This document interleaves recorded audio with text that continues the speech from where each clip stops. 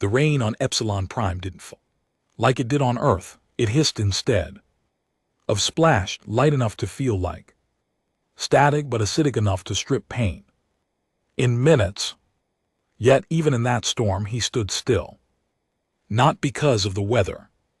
Not even because of the distant sirens, echoing through the broken spires of the ruined alien city.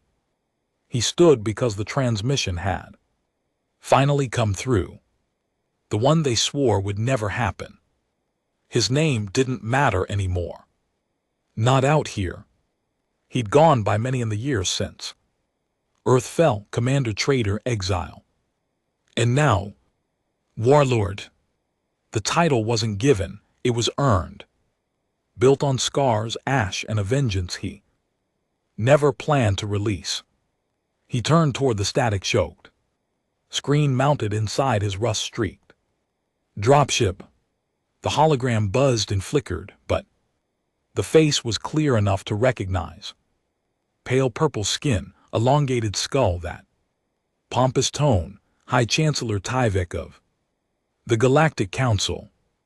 The same arrogant bastard who'd voted to cast humanity out of the Council decade ago, accusing them of being too violent, too unstable, too human. Commander, Tyvek said, his voice heavy with forced humility, we are formally requesting assistance. He didn't reply at first, just let the silence stretch. Made the Chancellor sit in his own fear. Let him imagine what humanity had become. In exile, we have no standing fleet capable of repelling the Reich threat, Tyvek continued. Our systems are falling one by one, billions are dying. Still, no answer. Tyvek flinched on the screen. He was used to humans begging, not the other way around. Please, we know you have a force. We've heard the reports. Your mercenary empire is the only thing holding the outer sectors together. We need you. He finally leaned forward, his scarred knuckles curling against the steel desk. The voice that came out wasn't the one Tyvek remembered. It was deeper, colder, sharpened by loss. You remember what you said, he asked. When the bombs fell on Earth, when the Council voted to quarantine humanity. You said, let the animals kill themselves. Tyvek's face twitched. That decision was political. We couldn't risk. You let Earth burn, he growled, cutting him off. And you left us out here to rot while the rest of the galaxy pretended we never existed. But now that your allies are dead, now that your fleets are scrap metal, suddenly you remember we exist. Tyvek tried to gather himself. Humanity is exceptional. Yes. That's why we need your leadership now. You're not just soldiers, you're survivors. He almost laughed. No, Chancellor. We're monsters now, you made sure of that. Silence again. This time Tyvek didn't interrupt, because he knew every rumor whispered across star systems was true. The exiled fleet, the human ships with black holes, and no flags, soldiers who didn't ask for pay, only vengeance, and him leading them all, not for glory, not for peace, but because there was nowhere else left to go. You want us to clean up your mess, he finally said. After you abandoned Earth, watched us die, erased our name from your records. I want to offer forgiveness, Tyvek said, clearly choking on the word A. Return to the Council, full citizenship, resources, restoration of Earth. You can have it all. He stared at the screen, heart pounding in a rhythm that had become too familiar. Rage and memory swirled inside him of burning cities, empty broadcasts, and the silence of the Council as humanity screamed. He leaned in slowly, his voice dropping to a near whisper. We didn't survive because we wanted to. Come back. We survived to show you we didn't need you. Then he reached forward and cut the transmission. Outside, his soldiers stood in formation. Under the burning sky, men and women who'd lost families, homes, identities. All they had now was war. And him. He stepped out of the ship, armor clanking with each step, rain fizzing. Off the plates, one of his lieutenants approached, counsel begging for our help. He nodded. Orders. He looked out at the horizon, where the stars still burned red with the coming war. Tell the fleet to prepare. We're going back. He paused, but not to save them. The hangar buzzed with motion and the low growl of pre-war tension. Ships hissed as they fueled, boots pounded against steel decks, weapons were checked, rechecked, and checked again. Men spoke in clipped tones, no wasted words, just silent promises of destruction. Humanity's exiled fleet had no anthem, no flag, no slogan. What they had was memory, pain, fury, and now permission. He watched from the upper command platform as the ships below prepared for war. Titans in matte black armor loomed like predatory birds, retrofitted human designs with brutal efficiency, no sleek alien curves, just jagged, scarred steel and power cores that glowed with stolen tech. Human engineering, forged in desperation, had become a war machine the Council couldn't match. His second in command, a grizzled man with one eye and a burn that covered half his face, stood beside him, arms crossed. Never thought I'd live to see those bastards crawl back. They're not crawling, he muttered. Not yet. The second man snorted. Give it time, you sure we're going back? He nodded slowly. We go back not to join them, not to save them. We go back because they need to remember why they feared us. The silence between them hung heavy. It had been 10 years since the Council shut the doors. 10 years since the fires on Earth raged, while the so-called advanced species watched from their thrones in orbit. Humanity had begged, sent pleas, promised peace, but they'd already made their decision. Humanity was genetically unstable, too aggressive, too dangerous to exist in a peaceful galaxy. So they cast Earth out like garbage. The first Reich raid hit 5 years after that, brutal insectoids with no desire for peace or negotiation. By then, the exiled fleet was already being whispered about in the darker corners of the galaxy, a pirate myth, a ghost army. But now they were real, and the galaxy was bleeding. He turned from the hangar view and headed towards the war room, his footsteps echoing off the steel walls. Around him, men straightened, some saluting, others just nodding, acknowledging not just a commander, but the man who had dragged them from extinction to dominance. He didn't speak until he stood before the core strategic table. It displayed a flickering projection of Council space, red dots bleeding across systems like infection. Each red point was a system lost to the Reich horde. Hundreds. He tapped the surface. A new route blinked to life. It cut through the heart of Council territory like a dagger aimed at the capital system, Saracen Prime. That's our path, he said, the direct line. One of his captains, younger but already marked by war, stepped forward. They'll throw everything they have at us. He looked at the man. Good. They should. I want them to understand that if they want salvation, they'll bleed for it. Another voice chimed in, one of the ship's analysts. Sir, if we're not going to protect them, what's the objective? He stared at the projection for a long moment before answering. We take their capital, we don't negotiate, we don't ally, we occupy. Let the rest of the galaxy see it happen. The Council built this empire on diplomacy and cowardice. We'll build ours on consequence. The room fell silent. They all knew the plan wasn't about revenge alone. This was a message. You cast us out. You thought you'd never need us. You were wrong. The fleet moved within hours.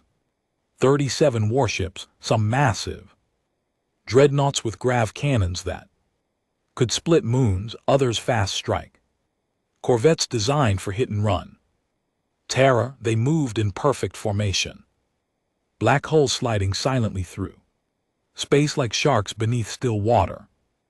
Inside the flagship, he stood on the bridge watching the stars warp as the jump engine spooled.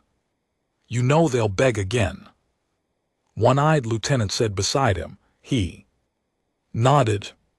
They'll offer us everything. Will you take it? He didn't answer immediately. They offered Earth peace once. It cost us 1 billion lives. The stars bent and folded, the void twisting as the ship punched through space. When they came out the other side, they were already behind enemy lines. The first strike hit Zelleran 4, a system the Ryax had just occupied. Council forces had abandoned it weeks earlier, leaving behind civilians who had no choice but to surrender or die. Most were dead. The rest were in cages. The human fleet dropped without warning. No hails, no negotiations. From orbit, plasma lances turned Ryax hives into molten craters. On the ground, mechanized exosuits, piloted by men who had grown up in hell, moved like wrath-made flesh. They didn't take prisoners, not because they couldn't, but because the Ryax didn't understand the concept. When the battle was over, not a single Ryax remained alive. The surviving Council civilians, those who hadn't already been executed by their insect captors, watched as black-armored humans moved through the ashes. One of the survivors, a thin, silver-skinned administrator from the Trivac race, approached carefully. You're human. The soldier didn't speak, just turned his helmeted head and handed the alien a packet of nutrient paste. Then he walked away. News of the liberation spread faster than any council broadcast. Not just that the humans had returned, but that they had taken a system the council had given up as lost. They had done in one day what the rest of the galaxy couldn't do in weeks. 2 days later, a council ship approached under a white flag. They were allowed to board, escorted directly to the war room of the flagship. This time the envoy wasn't Tyvek, but another high-ranking politician from the Marian race, known for their manipulative diplomacy and serpentine ways. We wish to formally extend the terms of the agreement, the envoy said smoothly. The Council is prepared to offer full autonomy to Earth and its colonies, resources, trade, even command positions. Within. No, he interrupted flatly. The envoy blinked. I don't understand. You don't have to, you're not here to offer us a deal, you're here to hear ours. The envoy's mouth opened, but nothing came out. He stepped forward. Here's what happens, you surrender. Saracen Prime peacefully, immediately. We walk into your capital not as allies, but as conquerors. You disband the Council permanently. From now on we decide what this galaxy looks like, not because we want to rule, but because you clearly can't.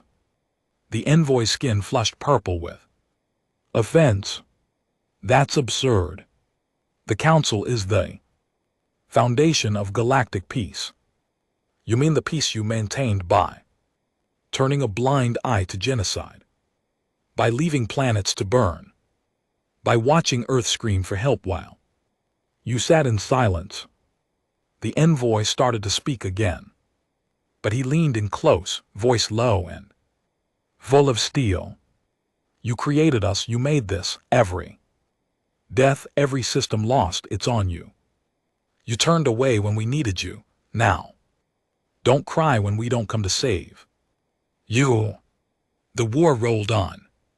The exiled fleet took system after system. They didn't stop to gloat. They didn't pause to celebrate every system. They liberated, they held not for the Council but for humanity.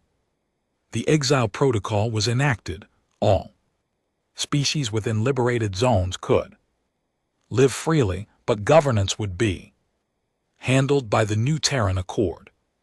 There were protests, riots, even attempts at rebellion. They were all crushed, because while the Council preached peace, humans had learned something else. Peace without power was just a slow death.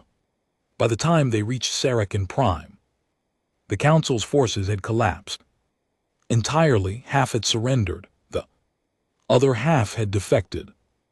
No one wanted to fight the humans anymore, not because they were cruel, but because they were inevitable. The final assault was surgical. No civilians were harmed. Government structures were disabled, not destroyed. The fleet landed without resistance. He stepped out of the flagship, surrounded by his officers. The city was silent. Council guards had thrown down their weapons before the first dropship touched down. At the heart of the city, inside the dome-like Grand Council Hall, Tyvek stood waiting. He looked older, smaller. His robe was stained, his eyes full of something no one had ever seen in a council member before. Fear. You've won, Tyvek whispered. No, he replied. We survived. Tyvek swallowed hard. What happens now? He turned, slowly taking in the vast alien hall, the same place they had once voted to erase humanity's name from history. Now, he said, we build something better. And you watch. The Council was dissolved within days. The Terran Accord was ratified by over 70 species, some out of respect, most out of fear. The exiled fleet didn't become tyrants. They became something worse for the old world, proof that the system had failed. Under human governance, planets that had been abandoned were rebuilt. Trade flowed. The Ryaks were pushed back into the void. But no one forgot how it happened. Not the humans, not the galaxy, and certainly not Tyvek, now stripped of title, held in comfortable exile, where he gave lectures on how arrogance had nearly destroyed the stars. As for him, the man who had led it all, he never returned to Earth. The ruins were too painful. But he made sure the stars knew.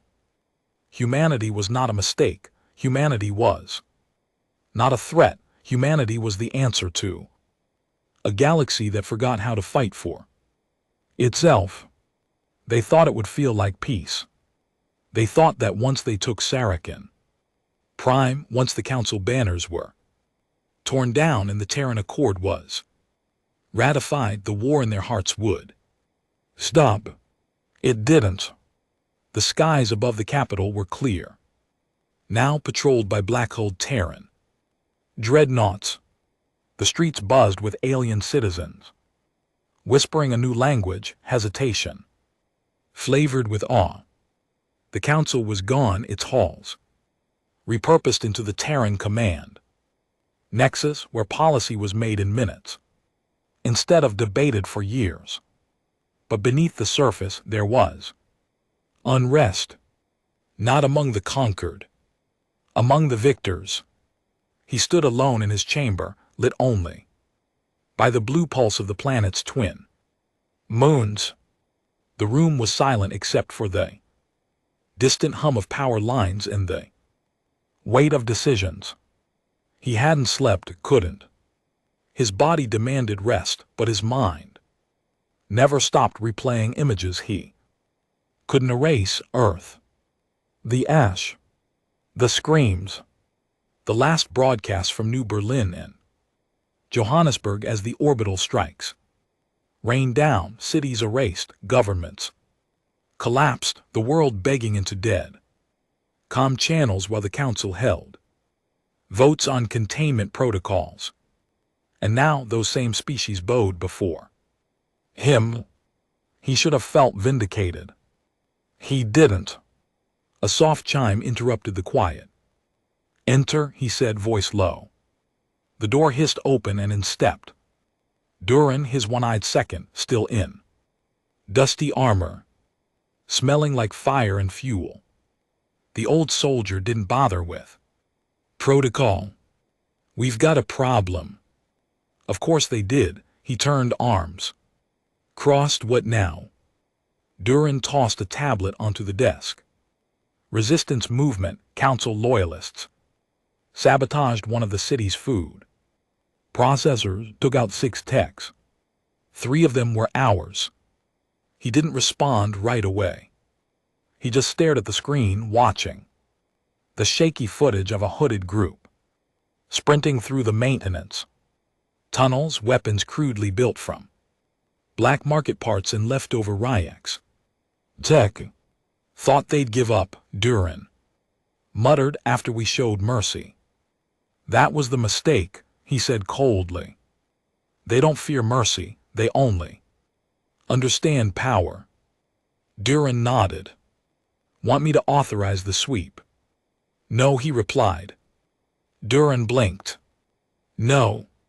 They want to be martyrs. If we storm in with full force, they'll scream oppression and the rest of the species will forget what the council did."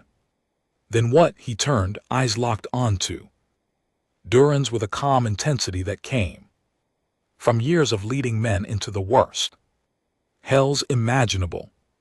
"We let them rot.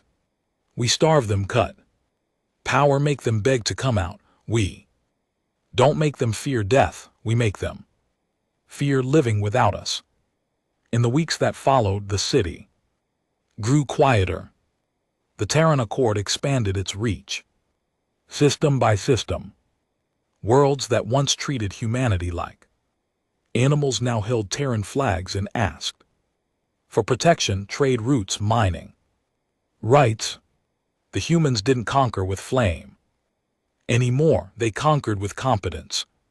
But the resistance kept hitting small attacks, infrastructure, communications, black market weapons leaking in from outer sectors where council remnants still festered. They weren't dangerous, but they were loud enough that the other races began to ask questions. Is humanity too harsh? Was the council better? Have we traded one empire for another? He knew it was coming. The real war hadn't ended, it had only changed shape. He summoned his top commanders to the war room, not for battle plans, but for clarity. When they entered, they saw not just star charts, but projections of civilian opinion indexes, intercepted communications and intelligence, summaries of growing unrest in multiple sectors. He waited for silence, then stepped forward. "You're wondering why we're here instead of out there," he began. "We've won every fight, taken every system, ended a council that ruled for over 3,000 years. And yet we are still bleeding. He tapped the table. A map of Sarakin lit up, dotted with red. In key locations, resistance activity. This isn't about bombs or sabotage. It's about legacy. The council ruled with corruption, but it ruled with legitimacy. They controlled the minds of the people, not just their laws. And now we're trying to do the opposite. We took power, but we haven't claimed the narrative. One of the younger captains frowned. You want to start propaganda?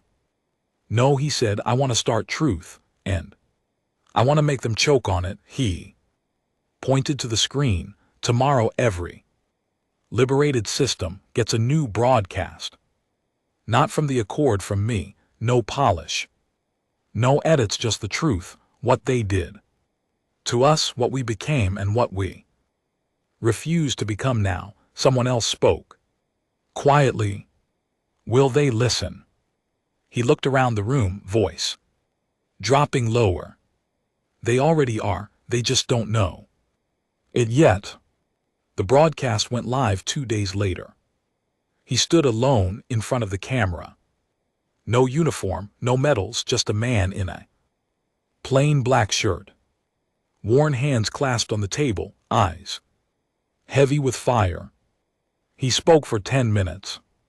He didn't scream, he didn't rage, he just told them everything, what the council did, how Earth burned, how the last human child born on the homeworld died under a sky where no help came, how the exiled fleet rose not from glory but from necessity, from pain, from betrayal.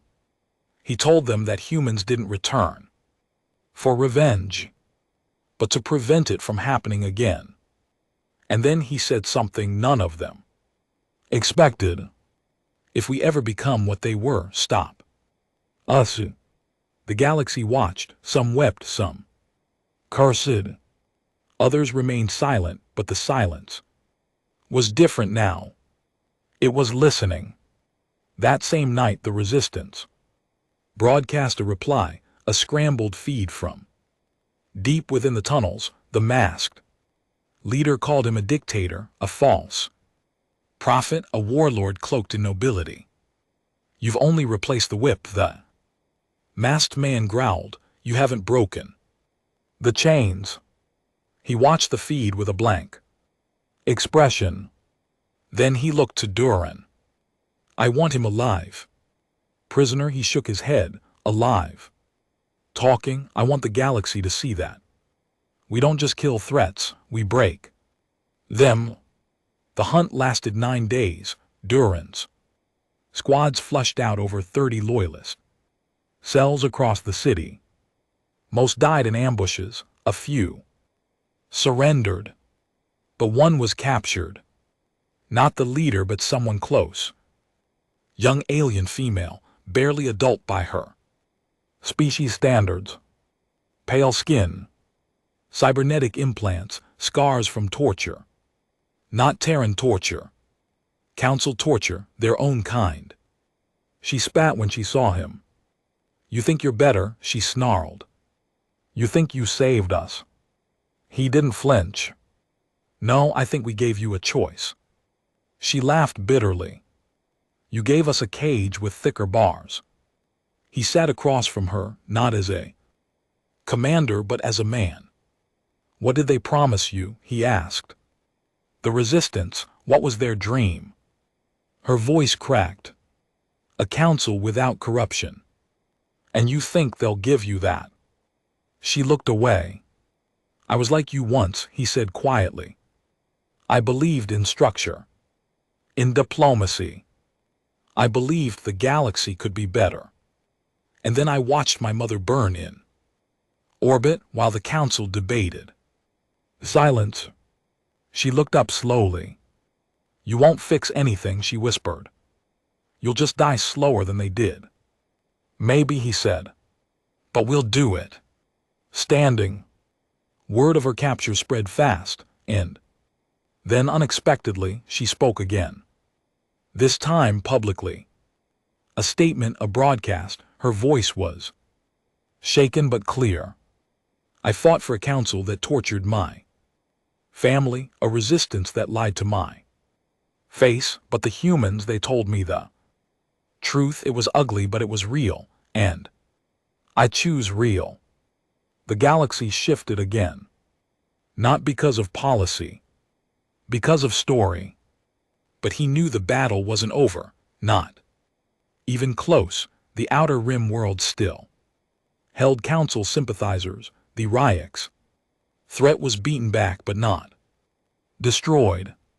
And within the Terran Accord itself, some humans had begun growing, comfortable, forgetting the ashes they rose from. Duran found him late that night, sitting alone again. You ever think we should have just let them burn?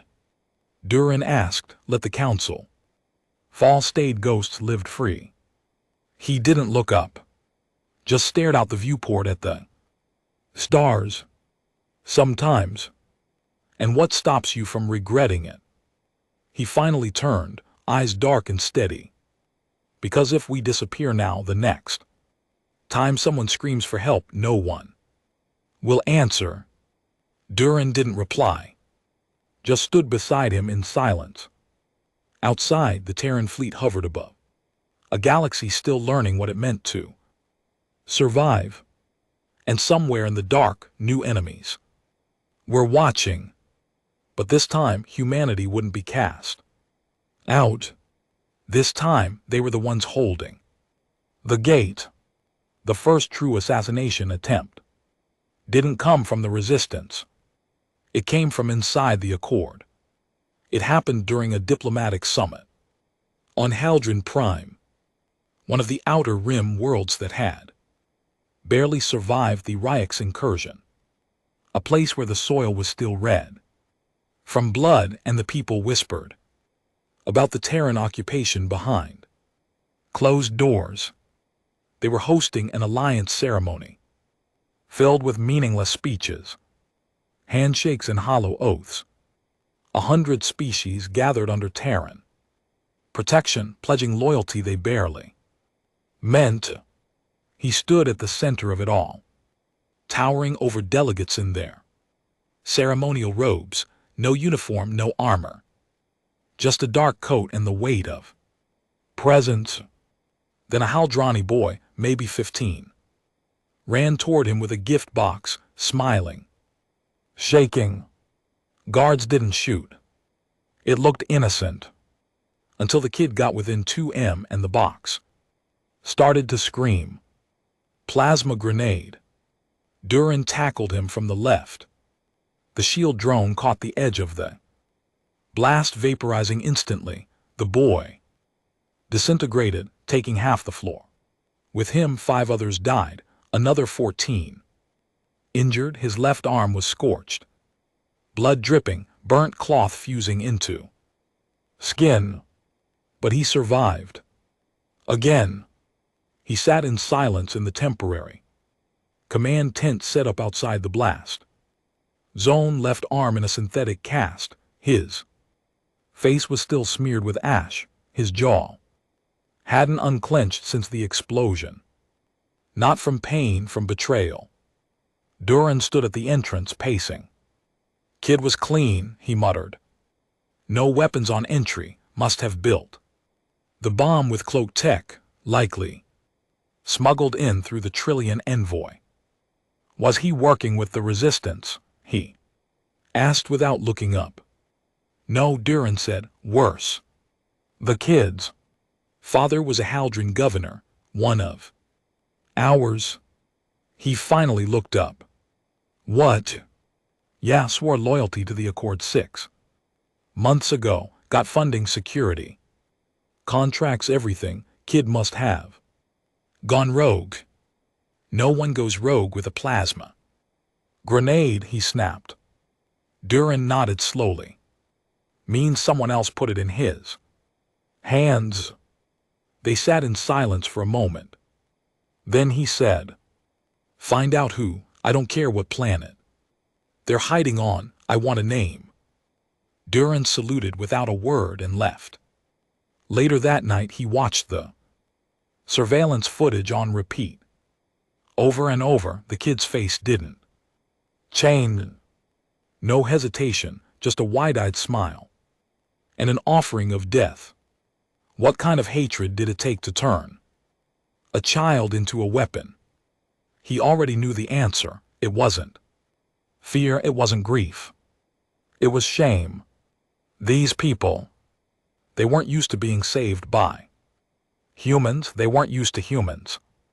Giving orders, fixing broken systems, running planetary logistics. It made them question everything. Their culture, their legacy, their pride. And instead of adapting, they burned. He leaned back and muttered to himself, voice bitter.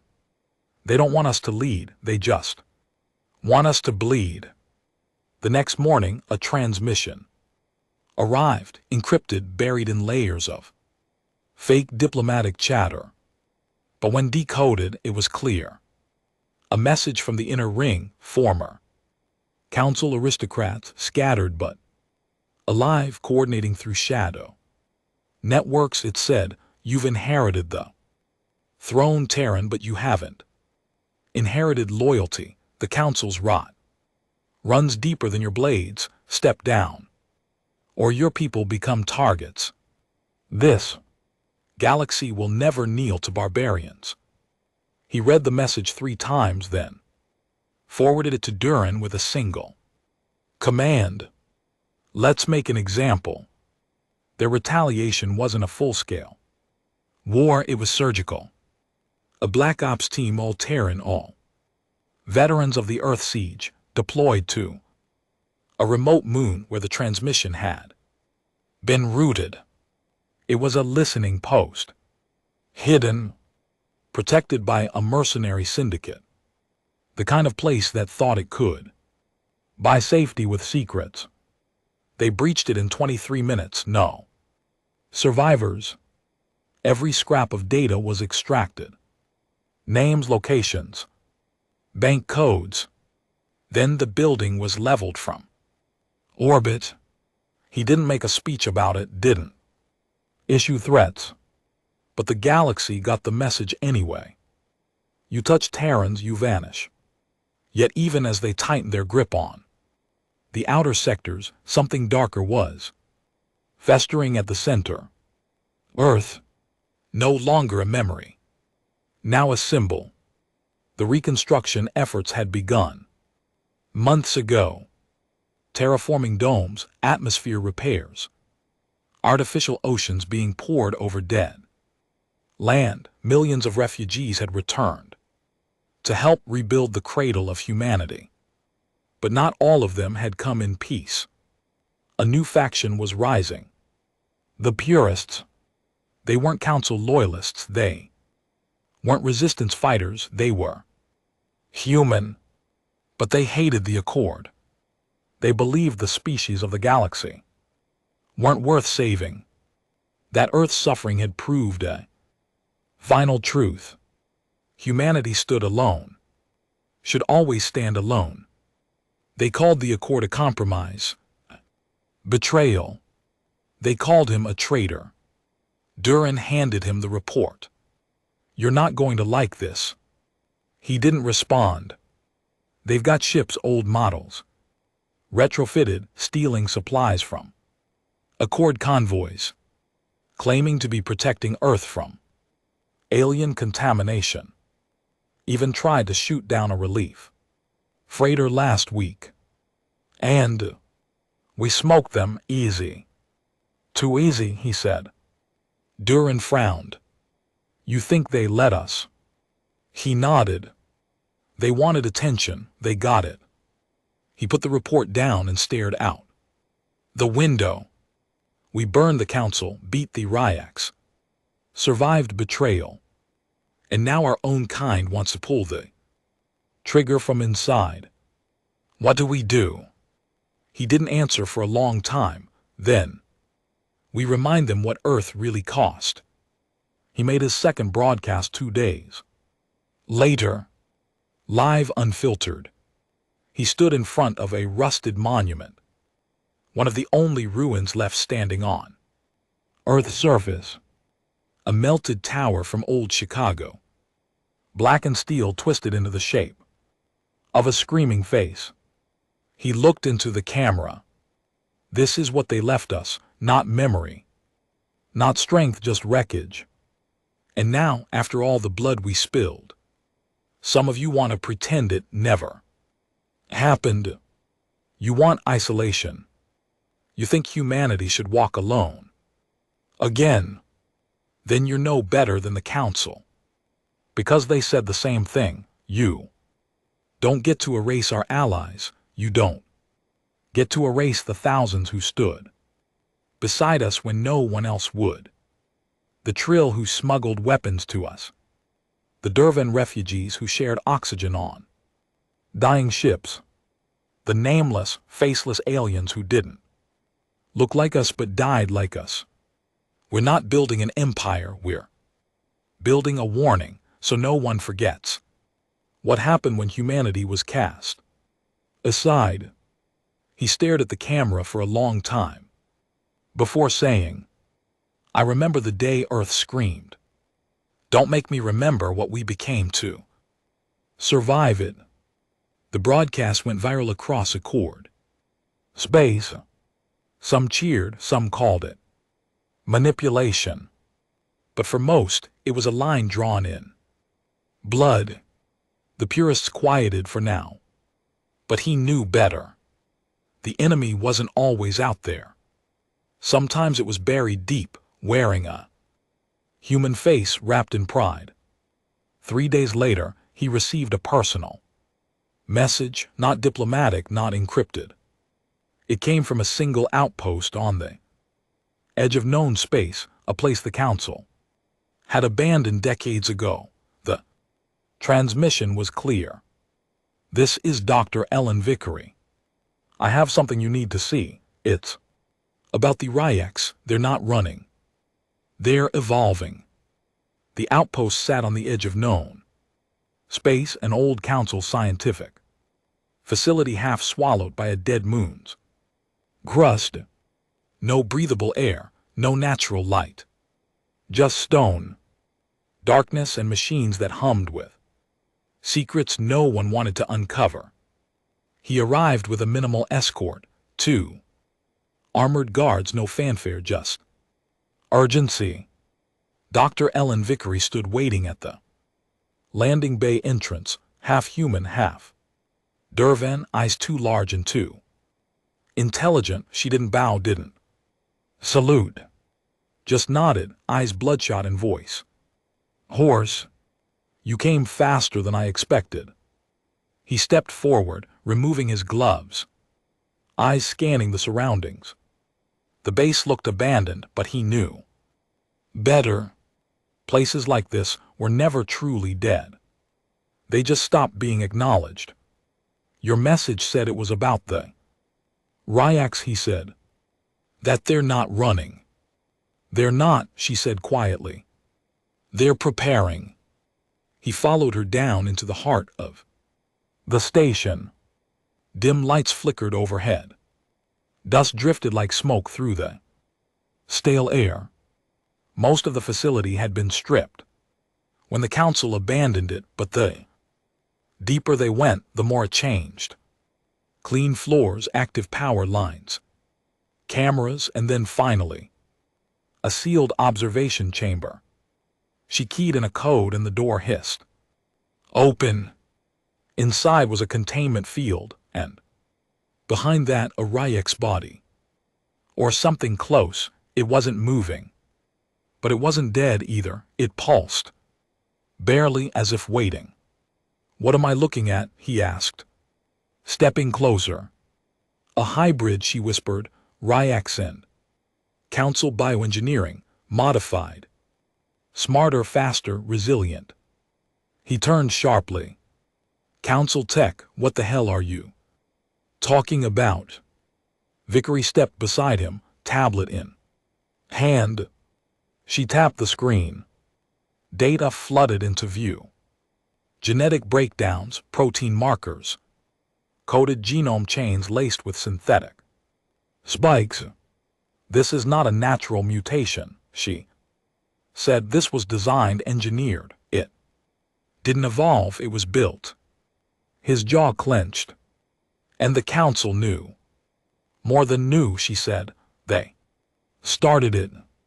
She led him into the next room, a dim lab filled with cryo-storage units.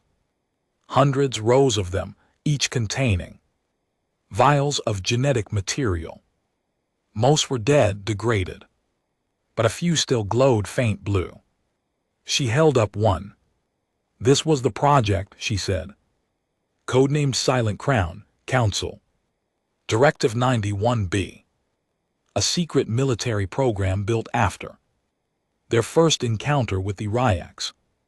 They wanted to create a weapon. Something that could survive, adapt, and spread faster than the Ryaks themselves. He stared at the vial, rage simmering beneath his calm surface. They tried to build a virus. She nodded. One that thought. One that could learn. The theory was simple: if you can't kill the Ryaks, then outmatch them. Become worse, smarter, crueler. He exhaled slowly, grounding himself. And let me guess. It got out. No, it was released. That stopped him cold. What? She looked him dead in the eyes. Someone within the council greenlit. Field test. Small colony, isolated. Controlled environment. They wanted to see how the hybrid strain worked in a real-world ecosystem. And it worked, she said bitterly. Too well. The hybrids didn't just wipe the colony. They used the bodies, integrated tech, built weapons from flesh and bone. And then they vanished. He stepped back, trying to process. You're telling me the Ryaks we're fighting now aren't just Ryaks anymore? No, she said. Their council mistakes with teeth. Back aboard his ship. The storm inside him was impossible to contain. Everything made sense now. The sudden rise in Ryak's intelligence, the coordinated strikes, the advanced weaponry, the behavior shifts. They hadn't evolved naturally. They'd been pushed by the same hands that had cast humanity into the void. Duran found him in the war room, staring at the display screen showing the genetic data. He said nothing for a long time. Then, council bastards always were good at screwing things up. This isn't a screw-up, he growled. This was a failsafe in case humanity came back stronger. Duran tilted his head. You think this was meant for us? Who else? He snapped. Think about it. We were the uncontrollable variable. The outliers, the ones who didn't fit there. Perfect image of civilization. They built a monster that could be pointed in our direction. A fire they thought they could control. Duran leaned against the wall, arms crossed. So, what's the play now? He didn't answer right away. Then he said, we find the rest of the program, we burn it. Every lab, every sample, every whisper. And the hybrids. He looked back at the screen. They're not a species anymore. They're a disease. And will be the cure. He ordered immediate mobilization of a Black Flag mission, Operation Wipe. Chain Total Elimination Protocol. Any remnant of Silent Crown, whether biological, digital, or archived, was to be destroyed on sight. No diplomacy, no discussion. It began with 3 outer rim facilities hidden under ice planets. Abandoned council outposts rigged with self-destruct fail-safes. Each was heavily protected, some by hired mercs, others by automated defenses that hadn't Been touched in a decade. They were all wiped out in under 40 hours. But the final site, located in a system, no longer on any star map, was different. This one was still active, still staffed and waiting. The approach was quiet, no comms, no light. A fleet of 6 Terran warships moved in like shadows. The station, orbiting the dead gas giant, had no name, no beacon. It appeared as just another council relic debris. But it wasn't debris, it was a lab, and inside that lab, the true horror waited. Not hybrid creatures, not mutated Ryaks. Children, dozens, human-alien mixed. Blood alive, all of them genetically altered, grown inside vats with eyes too sharp and too aware. Some didn't speak. Others stared like they had seen 1,000 years in a month. The lead scientist, an old council technician named Bravar, was captured alive. When brought before him, Bravar didn't tremble. He smiled. "You came," the alien said. "I was wondering how long it would take." "What is this?" he asked, voice cold. Bravar gestured calmly. "Continuation, improvement, insurance. You were making soldiers." "No," Bravar said. "We were making survivors. The galaxy is dying, Commander. You may have won the war, but you haven't fixed the system. And now something worse is coming. You'll need them." He stared into the eyes of one of the children, a pale girl with silver veins beneath her skin. She didn't look afraid. She looked prepared. "I should kill you where you stand," he said. Bravar shrugged. "If that's what it takes. But you know I'm right. You saw what the Ryaks are becoming. These children, they're the next wall." He turned away. He couldn't look at the girl anymore. He ordered the lab destroyed. Burned. Every document, every backup, every vial. But the children. He hesitated. They were not guilty. They were born into war. Just like him. Back on Saracen Prime, the Accord Council demanded answers. Why had human forces mobilized unilaterally? Why were secret labs destroyed without consultation? He didn't lie. He stood before the chamber and told them everything, the experiments, though Ryak's mutation, the Council's crimes, and the children. He didn't sugarcoat it. "You think we're tyrants," he said, voice sharp. "You think Earth rose just to dominate. You let me tell you something, this is the galaxy you made, a place where monsters are grown in test tubes, where children are bred to die, where peace was never the goal, only control." He paused. "Then, you didn't need us when we begged.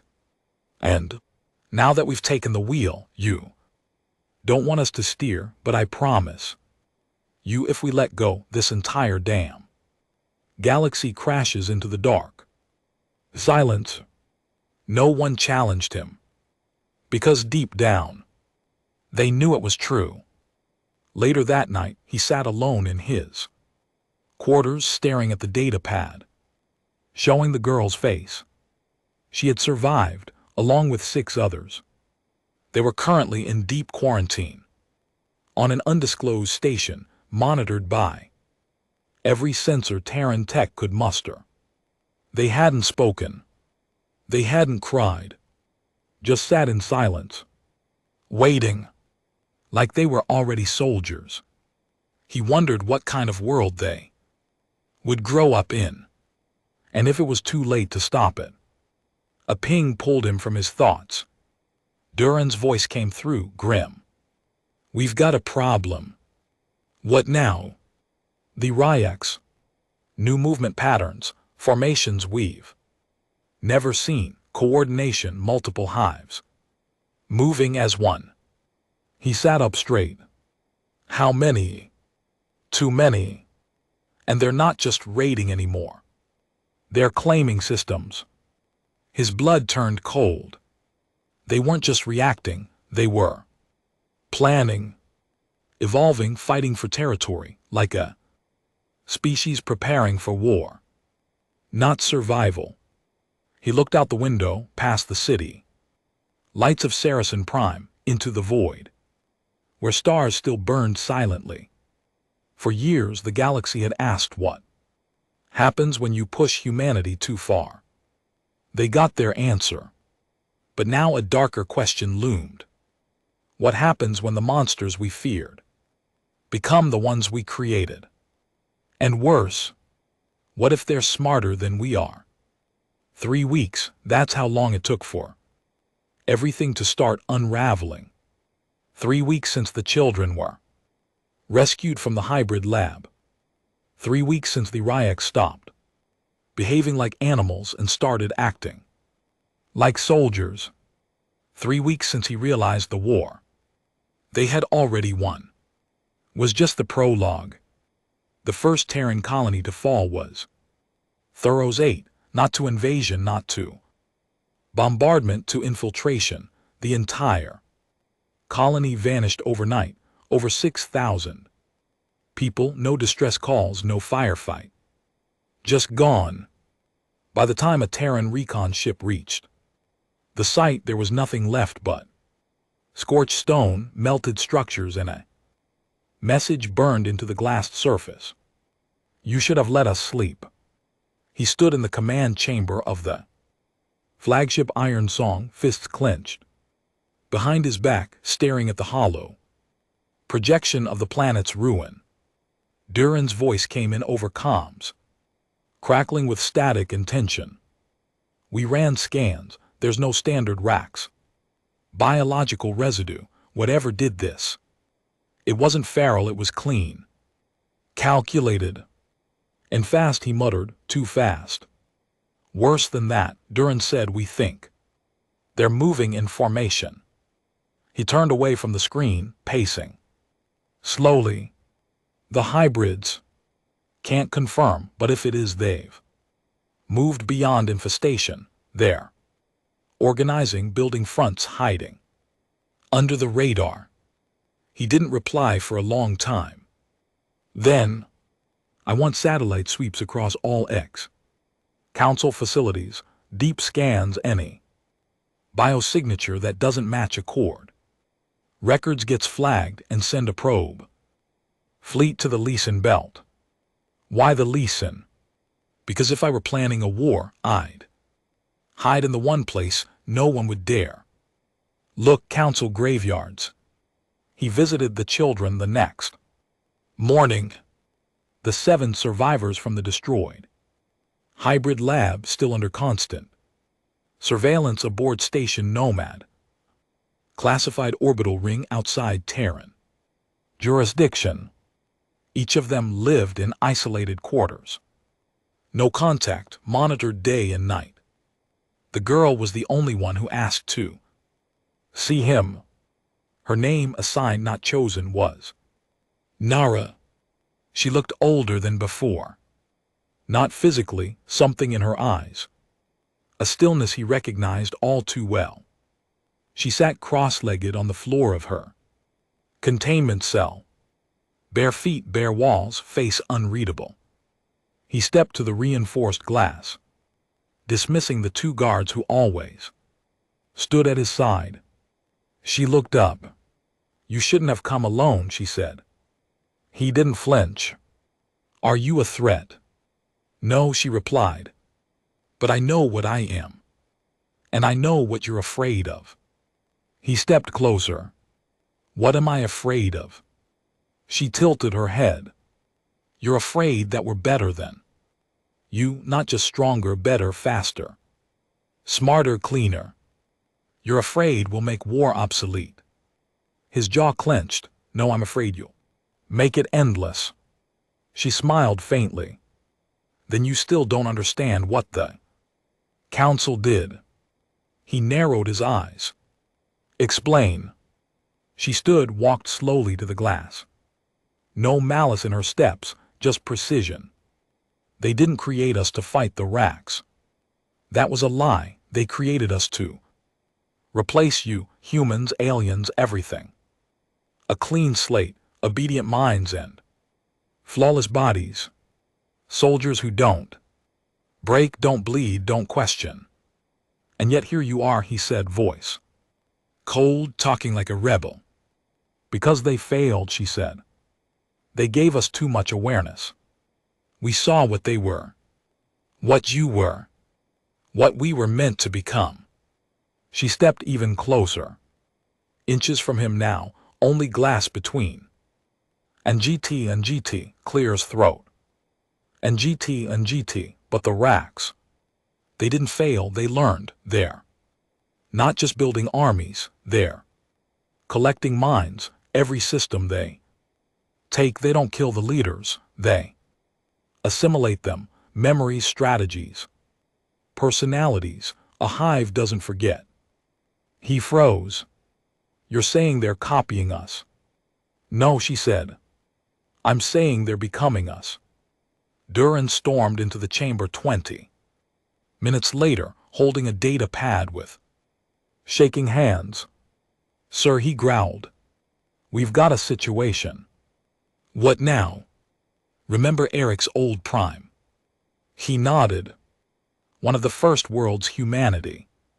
Liberated, mostly Trill settlers. Rebuilt with Terran aid. They just went dark, Duran said, and not just the colony, the whole system. Gone, no broadcasts, no signal. Just silence. He reached out and took the data pad, flipping through telemetry. What he saw made his blood freeze. Images, brief grainy captures from the last transmission, a fleet, dozens of ships, but not Rex, not Council, not Terran. Something in between, sleek but jagged. Organic plating mixed with steel. Pulsing cores and shifting hulls. Weapons designed for terror, not efficiency, hybrid warships. He called an emergency summit that night, all Terran generals accord. Representatives, system governors. The war room buzzed with arguments. Fear and disbelief. The hybrids are myth, one governor shouted. We've seen the data, barked a general. This isn't a fluke. They wouldn't dare challenge us. Directly, muttered another. They don't have to, he said finally, silencing the room. They're already winning. He stepped into the center of the chamber, pulled up the latest strategic map. Look at their pattern. It's not random. Every system they've taken is a resource. Hub, energy cores, biological matter. Tech salvage zones, they're building something. Someone muttered. A fleet. Worse, he said. A future. Back on Nomad, Nara had stopped eating. She sat in her cell, unmoving, silent. When asked, she gave only one answer. They're calling. Every Terran telepath was pulled into emergency sessions. The results were disturbing. Dreams static, screams buried in radio frequencies. The hybrids weren't just attacking. Physically, they were broadcasting. Psychic pollution, whispers that caused insomnia, paranoia, breakdowns. Entire Terran squadrons had to be grounded after crews started, hallucinating orders from dead commanders. He stood again in front of the fleet 2 days later, this time not with strategy, but with truth. This enemy isn't just stronger, he told them, it's us. The worst parts of us, refined and repackaged. It doesn't want peace. It doesn't want war. It wants replacement. He looked across the gathered soldiers. You fight not for flags, not for glory, but because you remember what we were before they cast us out. And you know what we must become now. Clears throat that we've returned. He paused. Then, we are not their mistake. We are their consequence. The first real battle against the hybrid fleet happened above Vulcan 7. 3 Terran dreadnoughts, 40 escort ships. They held the line for 8 hours. Only 5 ships made it back. The hybrids didn't just fight, they predicted. They countered Terran maneuvers with mathematical precision. They jammed comms, spoofed engines, even mimicked Terran distress signals to lure reinforcements into ambushes. By the time it was over, the planet was glass, and the message was clear. You taught us everything. Now let us return the favor. He stared at the casualty reports alone. Durin entered slowly, bandaged arm, blood still on his uniform. Sir, he said softly, we're not ready. I know. Durin lowered his head. So what do we do? He turned away from the screen, eyes burning with something cold. We become something worse than they're prepared for. Durin frowned. And what's that? He answered without hesitation. Human. The first breakdown happened aboard the Stalewind, a veteran cruiser that had survived 6 planetary campaigns and 3 direct hits from Rack's artillery. Captain fell first, not from wounds, from whispers, according to the report. He shot 2 of his officers, locked himself in the comms chamber, and started screaming coordinates to nowhere before turning his sidearm on himself. The ship was still intact, but the crew wasn't. Half of them were under psychiatric isolation. The rest were transferred off duty, muttering things like, they're inside. The signal. The stars are lying. I saw my mother, she died on Earth. But she spoke to me, said they were right. He read the report in silence, fingers tightening around the edge of the data tablet. He didn't blink for a full minute. Then he crushed the tablet in one hand. Enough. The hybrids weren't just killing. They were corrupting, using frequencies no one had ever recorded, embedded in radio bursts, psychic pulses, and even light spectrums. Soldiers started seeing things on the field. Ghost units, hallucinated enemies, shadows that moved against the physics of the universe. Entire squads turned on each other mid-combat, convinced their brothers had been replaced. The Terran Accord's medical division called it neurological viral drift. He called it what it really was: infection of the soul. He issued new battlefield protocols the next morning. 1. No soldier was to operate alone. 2. All visual and audio inputs were to be scrubbed through AI filters before direct consumption. 3. Daily psychological scans were mandatory, and anyone with hallucination reports was pulled immediately. No appeal. He didn't care if it weakened the front. He'd rather lose ground than watch another ship implode from the inside. But the cracks were spreading fast. The Accord was next. Planetary governors, once united under the Terran Accord, began to split. Some accused humanity of triggering the hybrid evolution through war crimes. Others claimed Earth's domination over the Accord had always been the problem. The worst part: the Council loyalists were back. The ones hiding in shadows, licking their wounds for years, now crawling out like rot. They started rallies, broadcasts. Humanity brought death. The Council brought order. And people, weak people, started listening. They wanted stability. They wanted structure, even if it meant crawling back under the boots of the ones who had once abandoned them. He sat in the dark of his private chamber, lights off, screens black. Only silence, and the slow, gnawing guilt he didn't have time to feel. Duran entered without knocking. Perimeter held on 3 fronts, he said, but we lost Red Halo, the hybrids. Took it without firing a shot. Entire station defected. Claimed they heard the voice of reason. He didn't look up. Put them on the blacklist. No rescue. No contact. They were our people, Duran said, not accusing, just tired. They made their choice. Duran paused. You need to rest. He finally turned his head. Do I? Yeah, Duran said, because if you break, this whole thing collapses. He didn't respond, just stood, walked to the wall and stared out the window at the void. Do you hear it? He asked quietly. Duran frowned. What? The quiet before it all comes down. The kind of silence you only hear before the roof falls. Duran didn't speak again, because he heard it too. That night Nara escaped station. Nomad security logs showed 0 breaches, no guards were killed, no systems disabled. She just disappeared.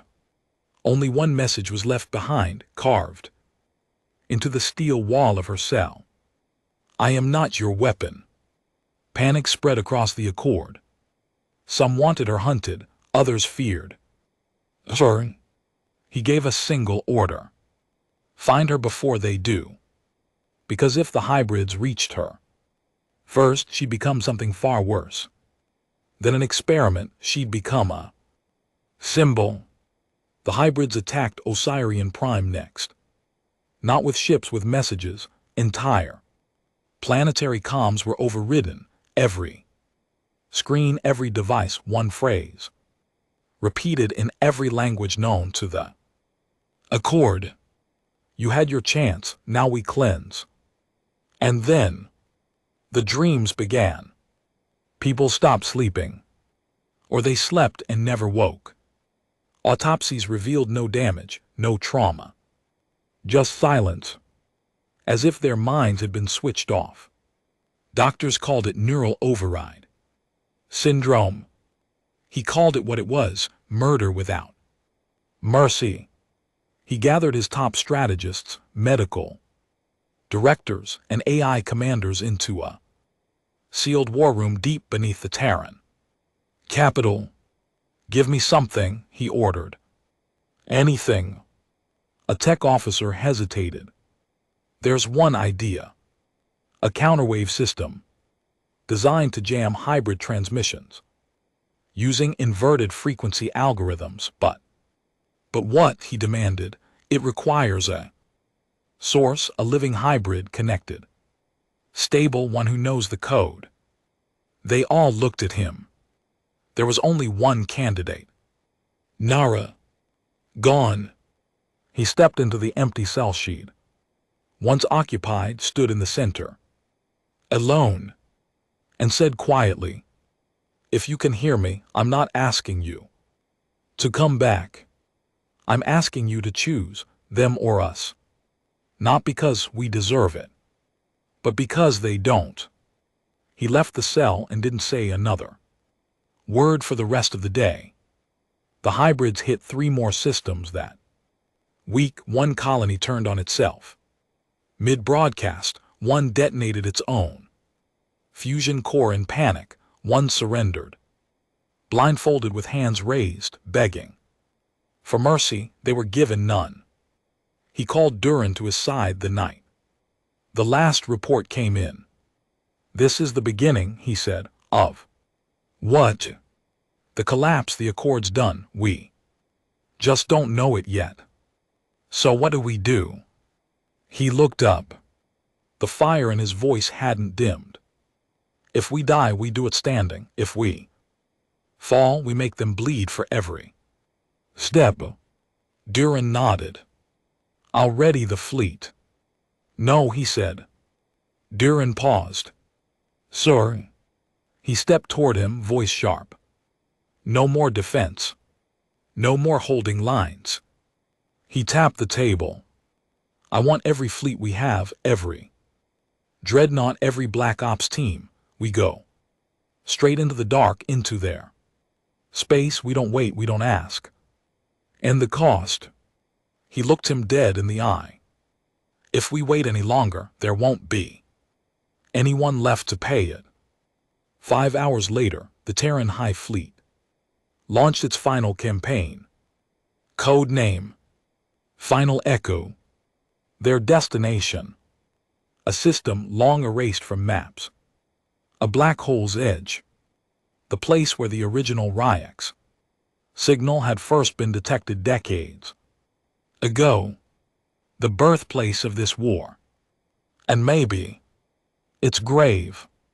As the fleet left orbit, a transmission hit every screen in the capital, not from a general, not from a governor. From Nara. Her face pale but calm. Her eyes clear. I am not your enemy, she said. But I am what comes after. Behind her. The screen shifted, hybrid ships. Thousands, all converging toward one point, not Earth, not Sarek in him. You built us to survive, she said. Now we'll show you what survival really looks like. The transmission cut. Silence returned. But this time it wasn't the silence. Before collapse, it was the silence. Before judgment. The Terran High Fleet emerged from jump. Space like a swarm of shadows. 61 ships. 5 dreadnoughts, thousands of soldiers. Trained in war, forged in betrayal, and pushed beyond what should have been survivable. They entered the Erebus sector, a system so ancient, so hostile it had been redacted from council charts a century ago. Even the stars here looked sick, faint, pulsing wrong like dying eyes. The enemy was already waiting, not scattered, not wild, positioned. An armada of hybrid warships stretched across the void, silent and still, forming a wall that shimmered with pulsing red veins. Their ships didn't just hum. They breathed at the center of it all. A massive structure rotated slowly. Neither ship nor station, a hive. No, a mind, and just beyond it, Nara, alive, standing inside a biocockpit, shaped like a throne of bone and light. She wasn't the child he remembered. She wasn't even human anymore, not entirely. He stood on the command deck of the Vanguard, surrounded by officers ready to die. Every display showed the same impossible truth. This wasn't a battle. It was a reckoning. He didn't give a speech. They didn't need one. The moment they'd been cast out all those years ago, their purpose had been written. And GT clears throat. And GT, not revenge, not power, proof. Proof that humanity did not fall quietly. Proof that exile forged steel. Proof that survival wasn't enough. You had to matter. He opened comms to the fleet. All ships, he said, we don't go home. We make it here. And with that they charged. The first impact shattered space, Terran. Cannons roared as rail guns pierced the lead hybrid ships. They screamed not from damage but from pain, their hulls twisted as if alive, bleeding gases that ignited in the vacuum. The hybrids returned fire, but not like before. These weren't instinctual strikes. These were calculated, timed, designed to disable, not destroy. They wanted prisoners. They wanted to feed. And they were winning. For every hybrid that died, 3 Terran ships vanished, hulls cracked, crews devoured by boarding pods that drilled through steel like claws through flesh. But the Terrans didn't retreat. They fought like men with nothing left. To protect, only the need to be remembered. He watched it all unfold from the command deck, issuing orders not to survive but to break through. Push the center, he barked. We hit the hive directly. Everything else is noise. But it's a suicide run, one officer shouted. Everything since Earth has been a suicide run, he snapped.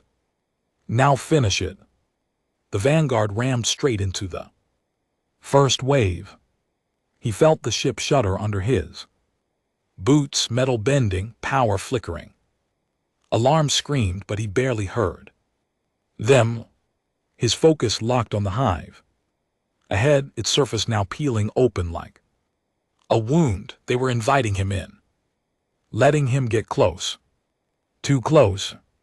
This is it, Duran said beside him, blood leaking from a fresh gash on his cheek. No backup, no retreat. He looked at him, calm in the storm. You scared? No, Duran said, just pissed I'm not drunk. They smiled. Once, then never again. The ship collided with the hive, breaching its outer skin in a blaze of plasma and fire. He led the boarding team himself, Duran. At his side, 12 men behind them, all veterans. They didn't hesitate once. Inside, it felt like walking through a dying god. The walls pulsed with light. Sinew replaced metal. Sound didn't echo. It wept, and at the core, Nara. She stood alone, unarmed but not unthreatening. Her body was taller now, laced with silver veins. Her eyes glowed with layered irises like a kaleidoscope of galaxies. You came, she said. He didn't lower his weapon. You wanted me to. Yes, she said, because only you would understand. Behind her, the hive pulsed. It wasn't a machine, it was a brain. Alive. Watching. Waiting. You're still human, he said. I can see it.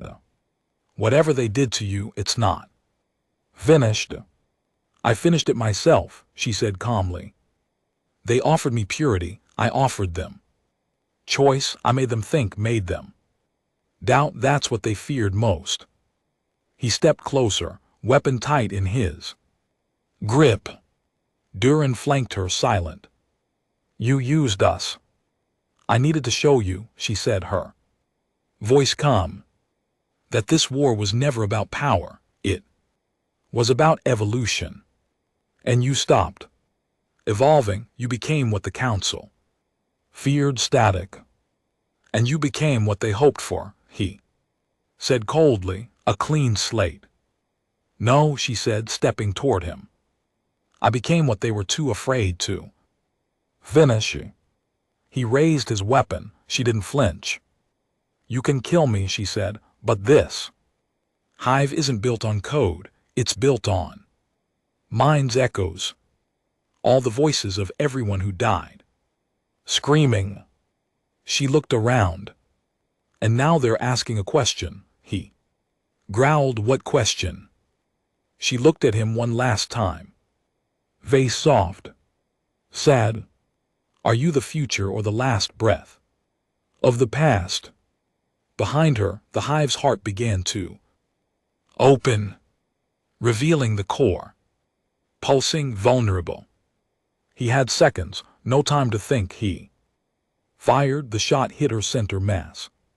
She dropped, not with a scream, with silence, like she'd been waiting for it. The hive roared, every surface convulsed. The voices began screaming. Thousands at once. The ship buckled. Duran turned to him, eyes wide. You've done it. He nodded, then tapped the detonator. They'd wired the ship's fusion core to go critical inside the hive. No chance of survival, no plan B. Duran grinned as the countdown started. Damn, boss. I was hoping to die on a beach, he smirked. You hate sand. True. The final moment was quiet. No explosions, just light.